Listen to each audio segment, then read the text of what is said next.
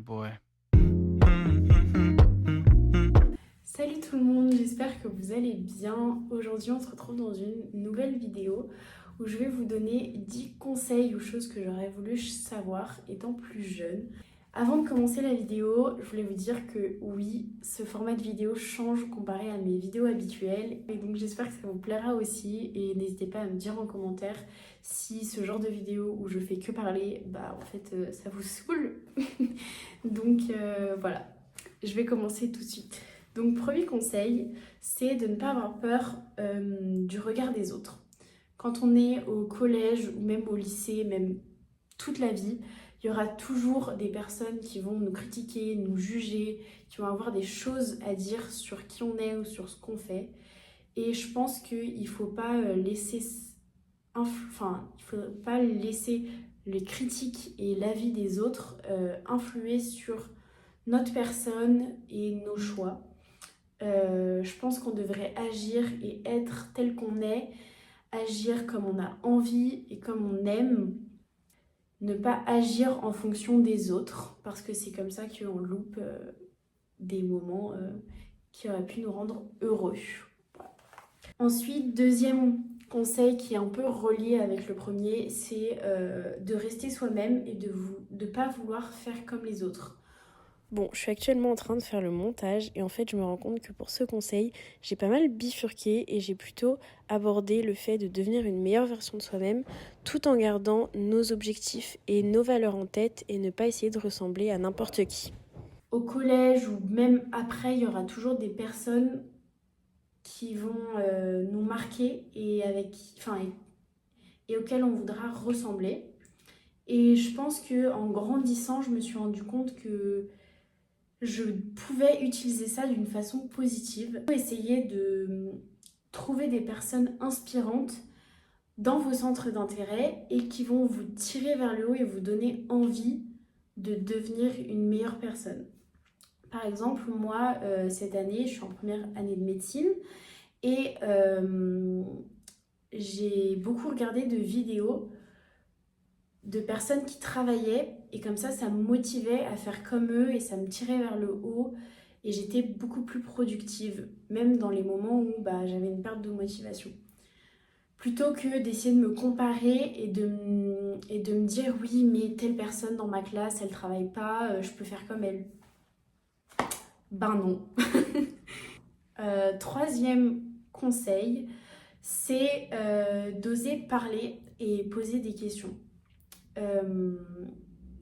Je trouve que l'adolescence, c'est une période compliquée où on a beaucoup de changements en même temps et donc on se pose beaucoup de questions sur plein de sujets différents. Et je pense que c'est important de savoir et de oser les poser surtout aux bonnes personnes. Je sais qu'aujourd'hui, ça a toujours été le cas depuis qu'Internet existe, mais il y a plein de fausses infos, que ce soit sur les réseaux sociaux, sur Internet, etc. Moi, c'est pour ça que je conseille d'en parler à votre famille, à des enseignants, à un médecin ou à des personnes professionnelles de santé. Mais en tout cas, essayez de trouver des personnes à qui vous pouvez poser vos questions, à qui vous avez confiance et qui sont des sources fiables. Parce que voilà, aujourd'hui, Internet et les réseaux sociaux ne sont pas des sources fiables. Ça rejoint encore une fois le conseil précédent, mais en quatrième conseil, je trouve que c'est important quand on rentre dans l'adolescence. Enfin, je parle pas à 11 ans, mais vers 14 ans, je trouve que c'est important de connaître son corps, d'en apprendre sur notre corps pour essayer de le comprendre, de savoir rien que l'anatomie, comment il fonctionne, et même d'aller plus loin et d'essayer d'apprendre sur le corps de l'autre. Je trouve que même à 13-14 ans, c'est un sujet tabou, mais c'est super important de connaître son corps en tant que femme, enfin que jeune fille. À 13-14 ans, c'est l'âge où on a nos premières règles et donc c'est important de connaître et de savoir ce qui se passe dans notre corps. Cinquième conseil, c'est de trouver un objectif pour réussir à obtenir ce qu'on veut. Par exemple, à l'école, il faudrait toujours qu'on ait un objectif pour continuer d'avoir de la motivation et une raison de travailler. Parce que si on travaille sans avoir d'objectif, je trouve ça super dur de rester motivé, pardon, et de continuer à travailler, à donner des efforts, si en fait on ne sait pas où on veut aller. Mais ça marche dans le travail, à l'école, même dans le sport, dans tous les domaines que vous voulez. Mais important de ne pas se mettre trop de pression et de stress. C'est un point qui est important, je trouve, au collège, lycée, où on a des examens, que ce soit le brevet, le bac, l'oral, le français, ce que vous voulez. C'est important de ne pas trop se mettre la pression. Je sais que les parents mettent de la pression, les professeurs aussi, donc ne vous mettez pas la pression vous-même. Ensuite, conseil numéro 6, c'est de rechercher la découverte en permanence. Quand j'étais plus jeune, j'étais très timide et en vrai, je le suis encore un peu aujourd'hui, mais il y a eu des moments où j'avais pas le choix de sortir de ma zone de confort. Et même si sur le moment c'est désagréable parce que c'est pas confortable, c'est quand même super intéressant et ça t'apprend plein de choses. Et donc, je vous conseille de ne pas avoir à être obligé de sortir de votre zone de confort pour le faire, mais de vous obliger, entre guillemets, un petit peu, de le faire régulièrement, de chercher à vous dépasser. Ça va permettre de s'améliorer et de se rendre compte qu'on est capable de faire ces choses. Faites-le, c'est important et vous serez très content de vous et fier d'avoir surmonté, entre guillemets, cette épreuve. Prochain conseil, ça ne va pas avoir de sens, mais je vais vous l'expliquer juste après. C'est de chercher à retenir les souvenirs et pas les souvenirs. Je m'explique. Il faudrait qu'on essaye de retenir les souvenirs, c'est-à-dire les moments de bonheur, les moments où on est heureux, les moments qu'on peut mémoriser, plutôt que les souvenirs physiques et matériels, même s'ils peuvent avoir une valeur sentimentale. Et encore aujourd'hui, je trouve que c'est toujours sympa quand on part en vacances de ramener une petite carte postale, un petit truc pour se souvenir de ses vacances. En réalité, je trouve que c'est plus important de vivre le moment présent dans la vie de tous les jours. Je trouve ça dommage qu'aujourd'hui, il y ait de plus en plus de personnes qui achètent à tout va plein de choses, alors qu'en réalité, ça n'a aucune valeur. Et ce qui a vraiment de la valeur, c'est les souvenirs et les moments qu'on va retenir et qui vont nous marquer. Prochain conseil, je sais que je vais avoir l'air de votre maman, mais pour moi, c'est quand même super important, c'est de faire attention aux réseaux sociaux. Surtout pour cette vidéo qui est essentiellement pour les jeunes ou les adolescents. Il faut vraiment faire attention. Aujourd'hui, de plus en plus de jeunes, de personnes de plus en plus jeunes, utilisent les réseaux sociaux et c'est hallucinant l'impact des réseaux sociaux sur la vie. J'ai vu récemment un documentaire sur une jeune fille de 12 ans qui faisait des vidéos sur les réseaux sociaux de sa skincare. Voilà, ça peut être tout bête, mais ça a un réel impact sur sa peau déjà.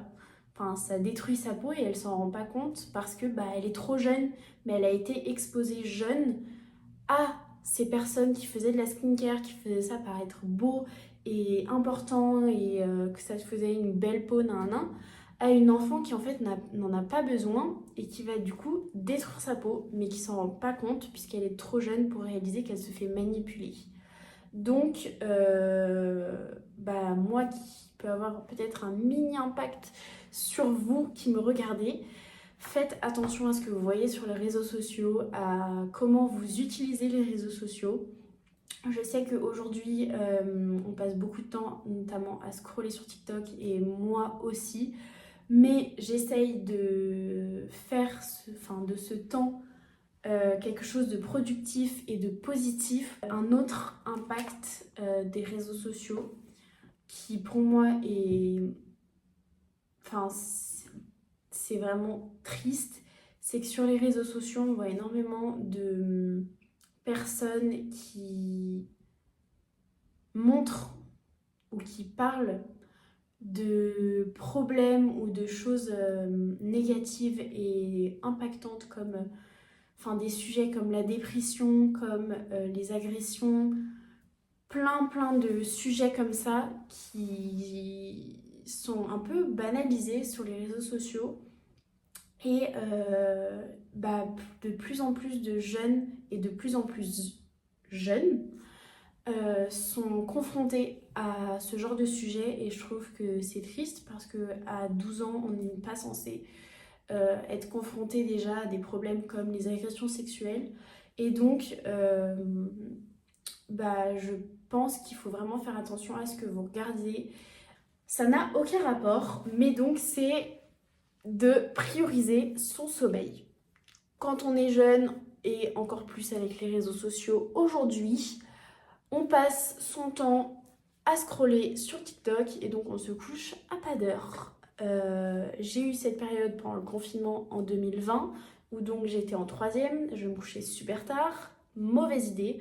Aujourd'hui, j'ai au moins 8 heures de sommeil, je me couche à 22h30, max 23h, je suis crevée. Voilà, je suis un peu une mamie, mais c'est pas grave. C'est super important et je m'en suis rendu compte que ça a eu un énorme impact d'avoir un bon cycle du sommeil, de passer des bonnes nuits et comme ça le matin déjà on a beaucoup plus d'énergie, enfin c'est logique, notre corps a eu le temps de reprendre des forces.